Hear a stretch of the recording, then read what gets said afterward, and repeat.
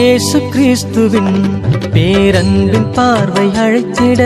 தயக்கமின்றியே அவர் பாதை சென்ற சீடரே, தாய் திருச்சபையின் முதல் தலைவராக வீற்றிடும் பாக்கியம் கொண்ட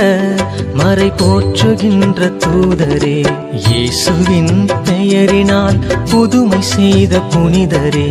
இன்னல்கள் துளைத்தும் மனம் உடைபடாத பாறையே, இயேசுவின் அன்பினில் இணைந்திருந்த மகிமையே, கிறிஸ்தவம் காக்கும் பெரும் தூணான தூதரே, தலைகீழாய் சிலுவையில் அறையப்பட்டீரே, தலைவர் போல மாட்சியாய் உயிரும் தந்தீரே.